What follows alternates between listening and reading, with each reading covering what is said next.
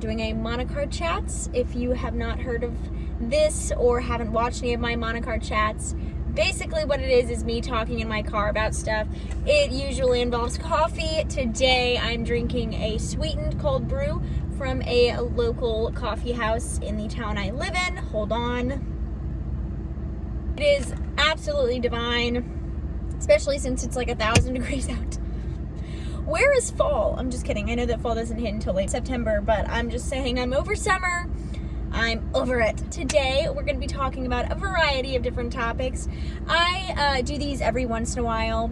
It's kind of like a chit chat, get ready with me, except for without the get ready with me part, obviously. And I do it in my car so I can name it a cute name like Monicar chats. So I try to stick my name in anything to make it cutesy, and sometimes it works out for me. Today, I'm just gonna be talking about some topics that I've been thinking about since my last Monicar chats. If you haven't seen that one, go check it out. It was basically just me filling everybody in on like Bailey's spaying, Thomas's nose surgery, and all of that good stuff. And today I look a little bit more put together than I did that day, and I have gotten more sleep. So that's awesome for me. Yay me. I'm gonna be covering like anxiety, what the first year of marriage has been like, because Thomas and I just celebrated our first wedding anniversary on July 14th. That was really amazing. And I'm going to be talking about comparing myself to others. These are just things that I definitely struggle with, except for the marriage part. We'll talk about like other stuff in a marriage that makes it like difficult or whatever. Not like difficult, but you know, like how we get through fights and bickering matches. We don't really fight that much, but we have tiffs, like every couple does pretty much. So we're just going to be covering a variety of different topics. I thought this would be fun. There might be a couple of times where I stop talking and then edit that part out because there are people walking by my car. It's so embarrassing. Vlogging is weird. I've mentioned a couple of times on my channel that I do suffer from some pretty severe anxiety. I've had a lot of things in my life that have led me to be unbelievably anxious, and not just like, oh, I'm anxious about a test, oh, I'm nervous about whatever, school. No, it's like a crippling anxiety that is like definitely emphasized on in certain parts of my life, or just certain times I'm more anxious than others, and it can be for like a certain reason, it can be for no reason at all. I'm trying to get in with a counselor or a psychologist or something about it to really just talk about stuff, because I've had, like I've said, I've had a lot of stuff, which I'm not going to discuss that because that's a little bit too personal, and I think that it's safe for me and my channel to kind of, you know, be somewhat personal but not share too much information with you guys. Dang it, why are there so many people pulling in this parking lot? I might need to move my car. I just don't know where to park.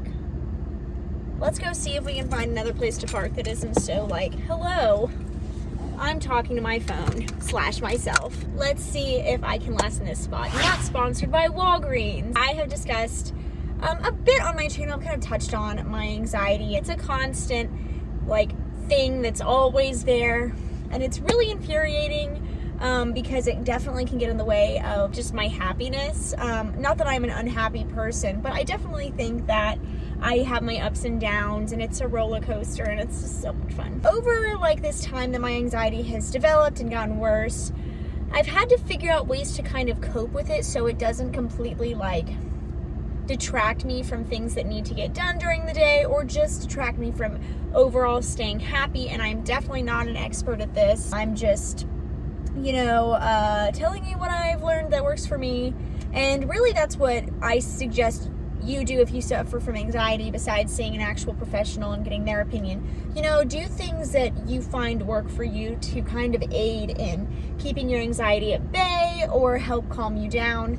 For me, when I feel anxiety getting worse, talking to Thomas about it is definitely helpful. Also, sometimes being alone helps. It kind of depends on the severity of my anxiety at the time.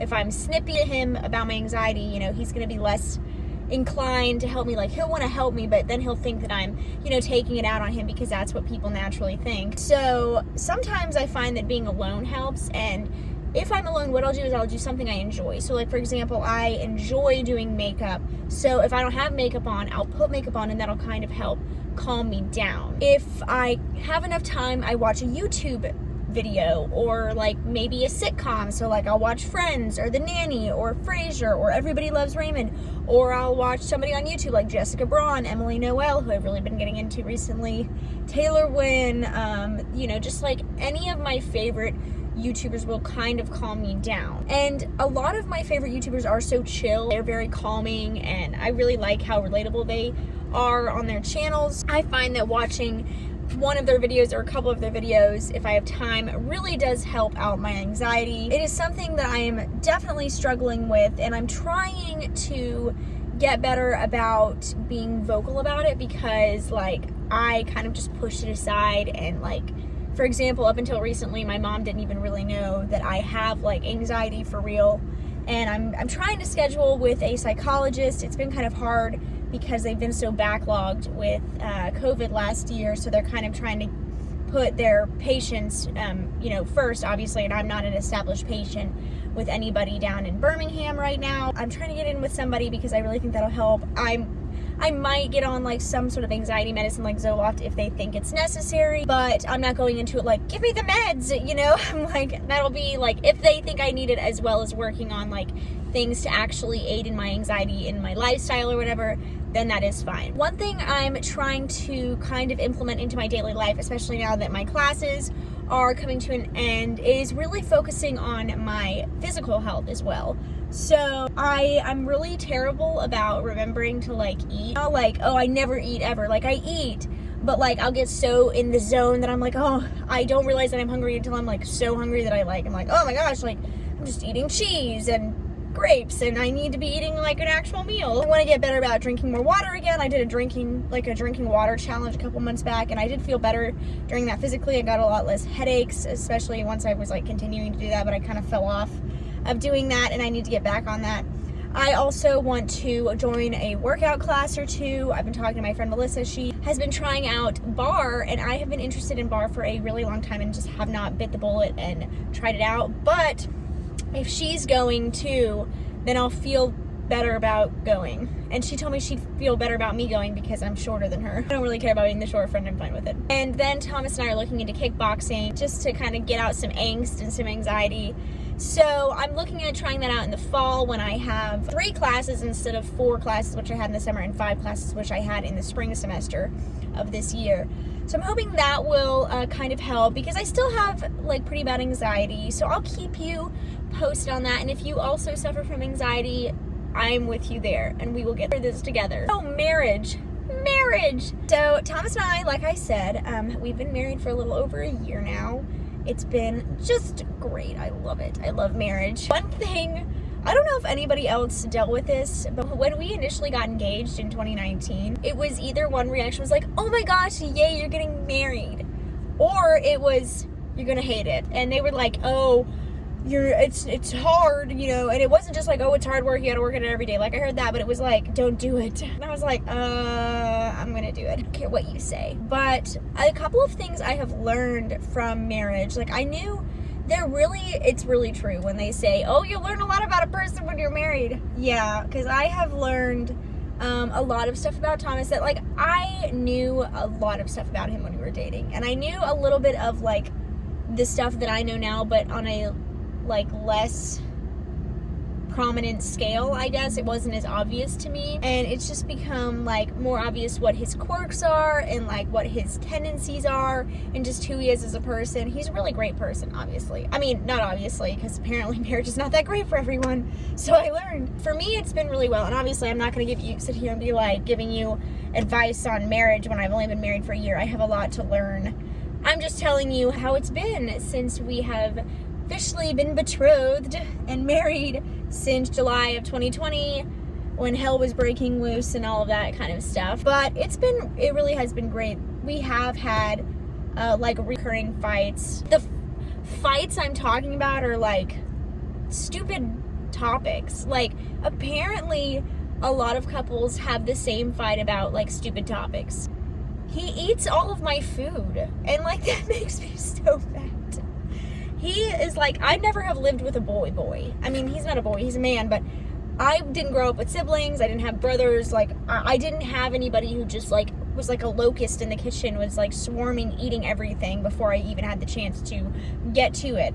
And he, like, will, like, everywhere, just eat all of it. And then he'll be like, why don't you want to share with me? And I'm like, because you eat all my stuff. And it's not even just, like, stuff that he likes. It'll be, like, my mint gelato that's, like, for special occasions, like that week of the month for me, or when I feel like just a little bit of mint gelato will make my day better, and he'll, like, eat it and, like, a whole nother thing of ice cream in one sitting, and then be like, oh, I'm not a sweet tooth. And I'm like, yeah, okay. That is, like, the thing that we bicker about the most, because I'm like, he's like, you're so stingy with food, and maybe I am.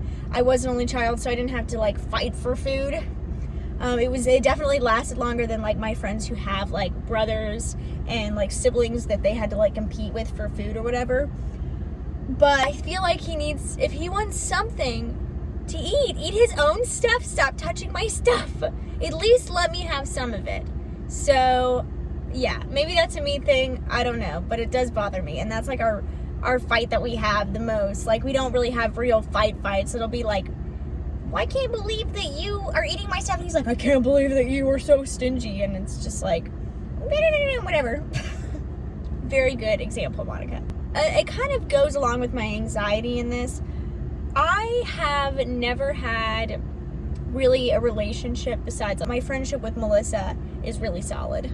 Thank goodness. I think when you're in your first year of marriage, like, it's different for everybody. Thomas and I, and maybe this was a contribution of COVID, I don't know. But Thomas and I never really had the honeymoon phase because we never really had the chance to, with everything going on and having to cancel a traditional wedding 2 weeks before it was supposed to happen, reschedule our wedding and re-plan it, and we ended up doing a destination wedding with nobody except for, like, a couple of family members. And that was also our honeymoon, but it was also stressful. You know, everybody was just stressed. Like, everybody in the world was just stressed. So we never had that time where we were like, oh my gosh, this is just the best time in our lives ever. And I just, oh my gosh, you couldn't be more perfect. We're the same people on our honeymoon that we are now. Like, we have the same attitudes, and we just treat each other nicely the majority of the time. I wouldn't say all the time, because everybody has bad moments and bad days, and just, you know, everybody's a little rude at some time. People can be like, you're a nice person, and I believe that we are both nice people, but I believe that we also have, like, times where we're rude, and we have to talk to each other about that. Our first year of marriage has actually, like, really tested us. Not for any reason that we, like, have fought so much, but, like, it has tested our patience with the fact that, like, we did have such a stressful time getting married and actually having a wedding, and our dog dying. If you don't know about that, we had another boxer before Bailey who passed away due to a spaying, and it's a very fluke accident that happens like 5 times out of 25 years or something like that. Yeah, like, we were definitely put through the ringer, and I'm not saying we're the only ones. Like, I know the entire world was. But it definitely did not skip us. And that really did have an effect on my anxiety and mental health as well. So it has been nice having Thomas there during my anxiety getting worse, so he can kind of help keep me balanced. And it's just good. Like, we're a good match in that way, and many other ways. And I think one thing that this past year has taught us is, you know, no matter how bad a fight gets, we know that the other one is going to be there. Like, it's never been like, oh, well, we're going to get a divorce, or I'm going to leave you and I'm never coming back. And I've had, like, relationships of different statuses where it has been like a game, like, I'm going to leave you, I'm never coming back, and blah, blah, blah. And it's really left me an insecure little mess. And not even a little mess, an insecure, hot, huge mess. He has had to adjust to the fact that I have dealt with that before. And he's like, no, I'm never going to leave you. Like, I'm never going, and you know, never say never, but I never sit there during the fight and go, oh my gosh, like, he's never going to love me again. He has done a very good job of showing me that I am lovable when I am unlovable to, like, the rest of the world. To him, I will always be lovable. I will always be worth his time and worth his love and worthy. And so that's always nice. You know, when you fight, your love for that person is tested, and people can say, no, it's not, but I believe it is. I believe that that is how you develop the ability to have unconditional love for someone, you know, like, I am a Christian, so I believe in God, and God loves unconditionally no matter what. But people aren't God, so like, yes, we can love unconditionally, but I believe that for us, there's like a learning curve. Like, we have to kind of learn how to accept somebody's downfalls and love them for who they are, and just be there for them regardless of if the world is there for them or not. Like, it's always nice to have a person, and this doesn't necessarily have to be like a romantic partner. Like, for example, my friend Melissa and I are very stable. There's never been a doubt like, oh, we're never gonna be friends anymore. It's never been like a dramatic, like, we've never had any real dramatic fights. Like, we fought because we've been friends for what has it been, 15 years? Oh gosh, something like that. So we've like grown up together, we've grown together, and we've matured together. And so like, she and I always know that we're there for each other and we can call on each other, and that's such a nice thing to have. And it's also, that is a main thing to have in a partner, like a romantic partner. You know, being with someone, being married to someone, what I have learned and then continue to learn on a daily basis is you do need your partner to be your best friend.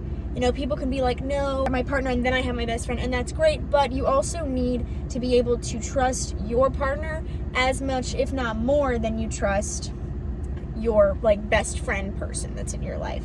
So that has been very important, and that, you know, that is where the stability of a relationship comes from, because romance is important in keeping a relationship alive. The best friend aspect of it is what keeps a relationship going during the hard times, with the unconditional love, both romantic and just like the unconditional love in general. I hope that makes sense. I hope I didn't go too preachy on you guys. Why did I say it like that?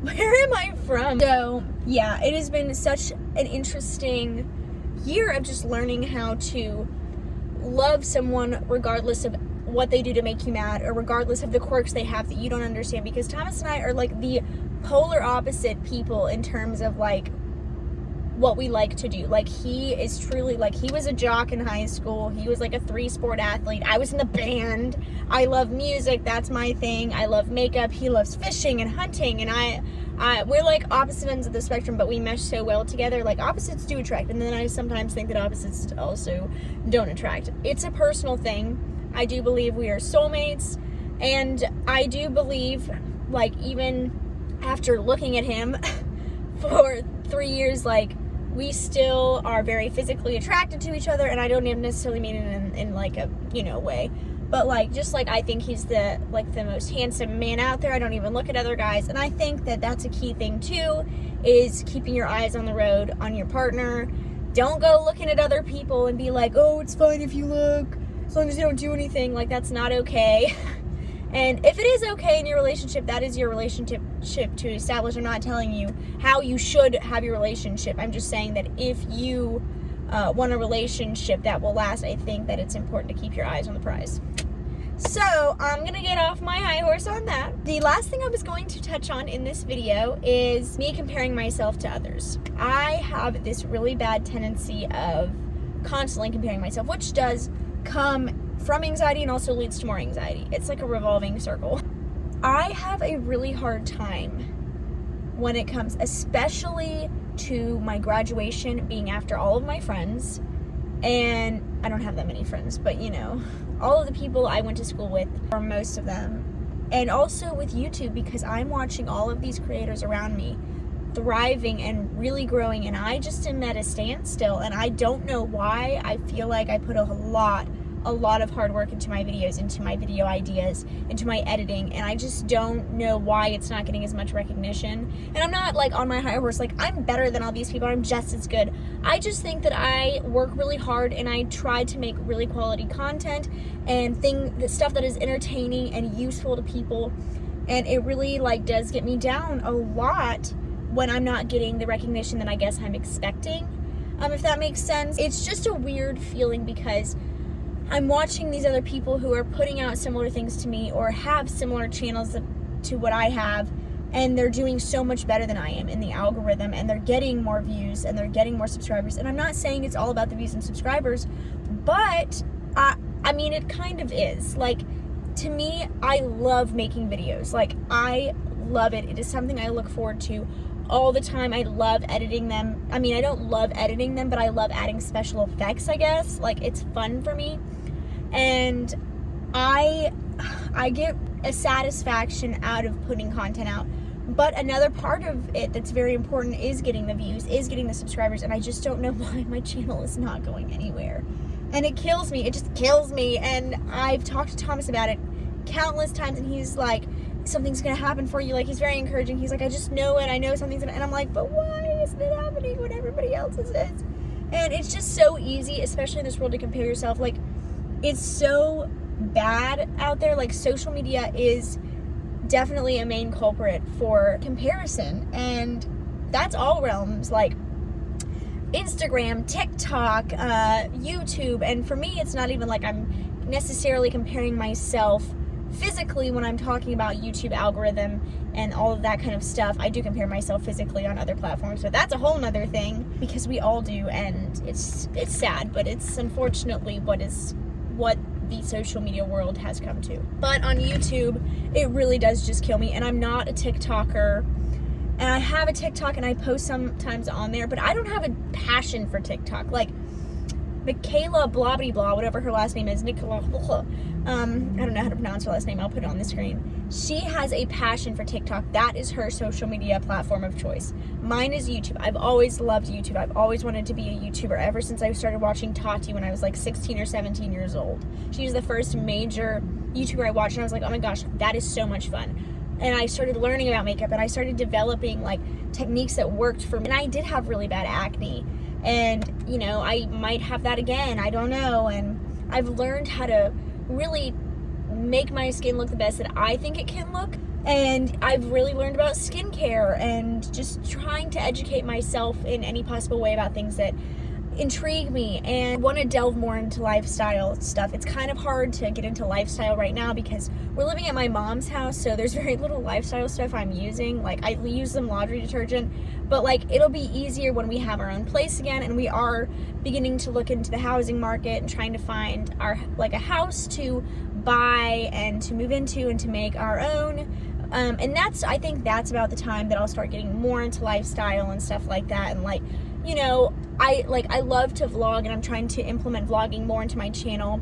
Right now it is primarily beauty, and it will continue to be beauty because I still love beauty so much, but I also will get more into lifestyle, like cooking videos and, you know, what kind of floor cleaner I use. I don't know. It's just hard because I feel like I'm at such a standstill, and I'm trying to be so creative, and I feel like it's not really getting me anywhere, and it's just really bothering me. So yeah, I just am trying to be honest with you. I'm not trying to complain and like harp and like I tried so hard and nobody cares. Like, I'm not trying to be like a complainer, but I'm just trying to give you the reality of like what I deal with, so I can be more than just like a beauty content creator. Like, there's definitely more to me than that. And there's a line where I will like not share information because out of respect of my own privacy as well as other people's privacy in my own life. But there are things that I will share with you to kind of help you guys out if you suffer from the same thing, or just to keep it real, honestly. And I've always tried to be authentic on my channel, and sometimes it's hard because sometimes I do want to be even more authentic, but then I don't want to come across as like just all I talk about is how like terrible things are sometimes. But yeah, life sucks sometimes, but life is also great. Sometimes the things that are so hard make you into a better person. So I try to look at it like that, but I also don't want to be like too preachy and too complainy. Gosh, I feel like I blabbled for so long. I'm so sorry. But that is it for this Monicar chat. I hope you guys liked this little episode. If you want to go check out some more, I have some more on my channel. This is definitely going to become more of a consistent series. It's kind of been like back and forth in the past, but it's definitely going to become something that I won't do all the time, but it'll be more consistent than it was before. But anyway, I hope you guys liked this kind of chill video in my car with my coffee, and if you did, please give it a thumbs up and hit the notification bell down below, and don't forget to subscribe while you are at it. If you have not subscribed to my channel already, I do beauty mostly, and then lifestyle, fashion, all of that good stuff. But anyway, I hope you guys have a great rest of your day, and I'll see you in the next video. Bye.